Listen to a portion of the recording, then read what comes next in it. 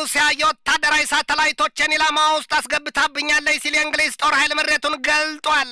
የእንግሊዙ ዋና የስለላ ተቋም ደግሞ እንግሊዝ በቻይናና በሩሲያ እንዲሁም በኢራን ኢላማ ውስጥ ናት ሲል በጥብቅ አስጠንቅቋል። በእንግሊዝና በሩሲያ መካከል ውጥረቱ ክፉኛ መካረሩም ተሰምቷል። በሌላም ዜና የጋዛ ሰርጥን ጦርነት ማብቃት ተከትሎ የአሜሪካው ፕሬዚደንት ዶናልድ ትራምፕ ልዩ መልእክተኛቸውን ስቲቭ ዊትኮፍን ትኩረታቸውን በሩሲያ ላይ ያደርጉ ዘንድ ትዕዛዝ መስጠታቸው ተሰምቷል።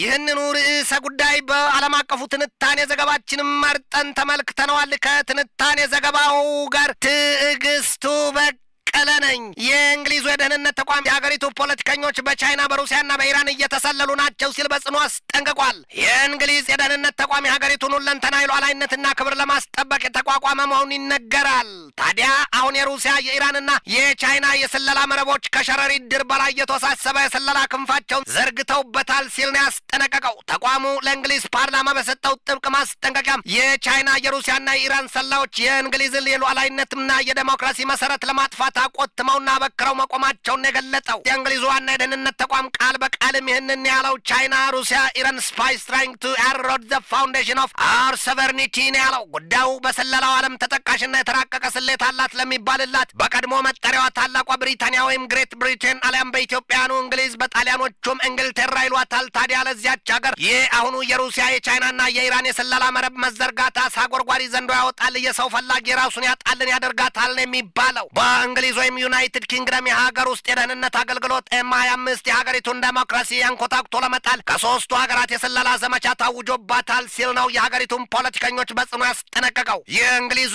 ጠቅላይ ሚኒስትር ኬር ስታርመር የሀገሪቱን ብሔራዊ ጸጥታ የያዙበትን መንገድ ዞር ብለው ይፈትሹ ዘንድና በእንግሊዝ ፖለቲካ ለሚሰሩ አካላትም እንዴት ስለላንና የውጭ ሀገራትን ጣልቃ ገብነት መከላከል እንዳለባቸው የሚያነቃ ደወልም ነው ተብሎለታል።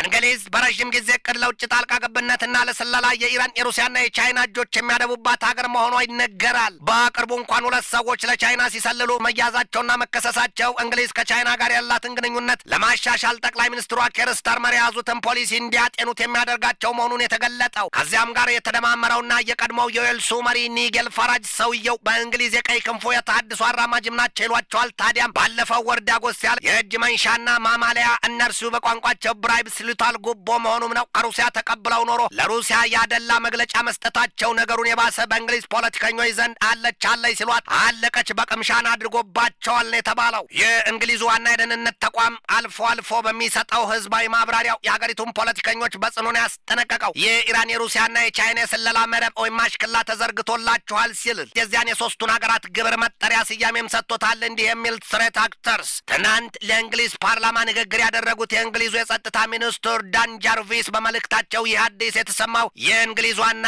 የደህንነት ተቋም ማስጠንቀቂያ ሪፖርት መንግስት በሀገሪቱ ብሔራዊ ጸጥታ ላይ የተቃጣውን የስለላ ስጋት አብጠርጥሮ የደረሰበትና የሰጠውን ምላሽ አጠቃላይ ዝግጅቱና ጥንቃቄውንም የሚያሳይ ነው ሲሉ ነው በአጽንኦት የገለጡት። በእንግሊዝ የደህንነትና የጸጥታ ተቋም ዋና ዳይሬክተሩ ኬን ማካሉም ባስተላለፉት መልእክትም እያንዳንዱ ይህንን መመሪያ የማስጠንቀቂያና ደውል በጥልቀት ተገንዝቦ በእንግሊዝ ዴሞክራሲ ገንቢና ወሳኝ ሚና መጫወት አለበት። ሁላችሁም ዛሬውኑ የሀገሪቱን ዴሞክራሲ ጠብቁ፣ ተንከባከቡ ነው ያሉት። እንግሊዝ ላይን ከተቃጣም ጦር በላይ ለሆነችባት ሩሲያ የቻለችውን ሁሉ ያጻፋ ምላሽ ለመስጠት ኃይሏን ቢሉ ገንዘቧንና እውቀቷን ስለማስተባበሯ የሚያሳዩባት ብዙዎች ናቸው። እንግሊዝ ሩሲያ በምዕራባዊ የባልካን ቀጠና የያዘችውን አቋምም በተገቢው ልትዋጋው ቃል መግባቷን ምን ያስታወቀችው። እንግሊዝ ያንን አቋሟን የገለጠችው ደግሞ ባለፈው ጥቅምት 8ና 9 በበርሊን ተሰባስበው በዶለቱት የውጭ ጉዳይ ሚኒስትሮች ጉባኤ ላይ ነው። በዚያ ስብሰባ ላይና በዚያ ወቅት ከተመከረባቸው ርዕሰ ጉዳዮች መካከልም ስለ እርቅ፣ ጸጥታ፣ የቀጠናውን የምጣኔ ሀብት ማሳደግ ጉዳይና የስደተኞች ጉዳይ እንዲሁም የአውሮፓ ህብረት በምዕራብ ባልካን ቀጠና ሀገራት ስለሚከተለው መንገድ መሆኑም የተገለጠው። በሌላም ዜና የእንግሊዝ ጦር ኃይል ሳተላይቶችን ኢላማ አድርጎብኛል ሲል ምሬቱን በሩሲያ ላይ አሰምቷል። የእንግሊዝ የጠፈር እዝ ባወጣው መግለጫ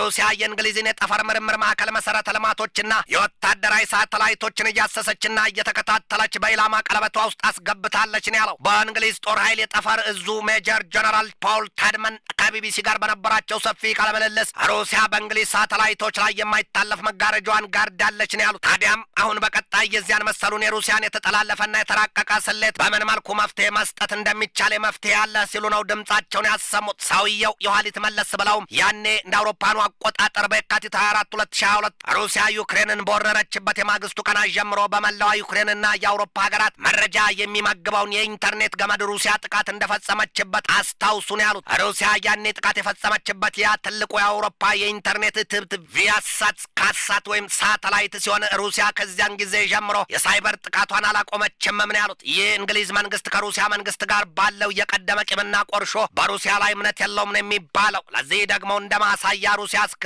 135,000 ዜጎቿን ለብሔራዊ ውትድርና አገልግሎት መጥራቷና ማስከተቷ ለምንድን ነው ሲል የእንግሊዝ የመከላከያና የደህንነት ተቋም ስጋት እንደገባው መግለጹ አንደኛው ነው። ሞስኮ በጦር ኃይሉ ዘርፍ ከበረታባት የምዕራባኑ ጫናና ርብርብ አንጻር ይብሱን የጦር ኃይሏን ማጠናከሯና ኃይሏን ማበርታቷ ይነገራል። ባለፈው መስከረም 29 2025 የአውሮፓውያኑ የሩሲያው ፕሬዚዳንት ቭላዲሚሮቪች ፑቲን ለሀገራቸው 130,000 ወጣቶች በውትድርና ዘርፍ ያገለግሉ ዘንድ ጥሪ ማቅረባቸው አይዘነጋም። ፑቲን ያንን ጥሪያቸውን ተፈጻሚ ይሆን ዘንድ ጥሪ ያቀረቡት ደግሞ ከተያዘው የጥቅምት ወር እስከ ታህሳስ ወር ድረስ መሆኑም ይታወቃል። በዚያ የፑቲን ጥሪ መሰረትም እድሜያቸው ከ18 እስከ 30 ያሉ ወጣቶች በሀገሪቱ የውትድርና ዘርፍ የማገልገል ኃላፊነት እንዳለባቸው ነው የተገለጠው። ሩሲያ የዚያን መሰል የውትድርና አገልግሎት ጥሪ የምታቀርበው በዓመት 2 ጊዜ ሲሆን አንደኛው በክረምት ሁለተኛው በበጋው ወቅት መሆኑ ይገለጣል። ታዲያ ሩሲያ ባለፈው የክረምቱ ወቅትም 2025 160,000 ወጣቶች ወደ ጦር ኃይሏ መቀላቀሏን እንግሊዝ ታስታውሳለች። ታዲያም የሩሲያ የዚያ መሰሉ ከባድ ዝግጅት ለማን ነው የሚል ጥያቄና ስጋትን አጭሮባታል። ይህ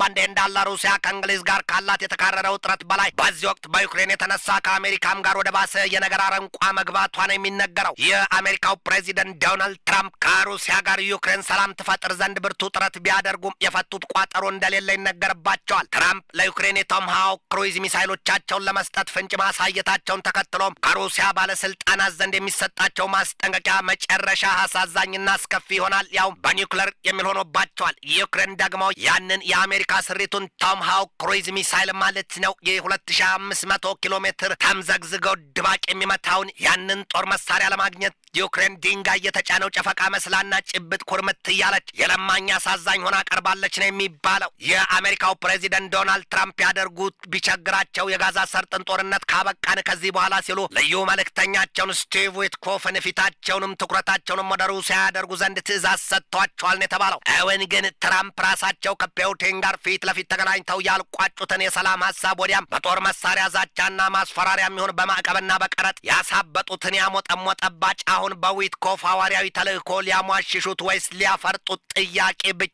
ነው። ትንታኔ ዘገባውን ስናዘጋጅ በዋቢነት ጃፓን ታይምስን፣ ዩሮፒያን ፕራቭዳን፣ ጄሩሳሌም ፖስትን፣ አሮስ ሸቫን፣ ሃሬትስን፣ ዩሮፒያን ዌስተርን ባልካንስን፣ ዘ ኮንቨርሴሽንን፣ ኢንዲፔንደንትን፣ ሬውተርስን፣ ኢራን ኢንተርናሽናልን፣ ፍሪደምን፣ ዲፌንስ ኤክስፕረስና ፎክስ ኒውስን ተጠቅመናል።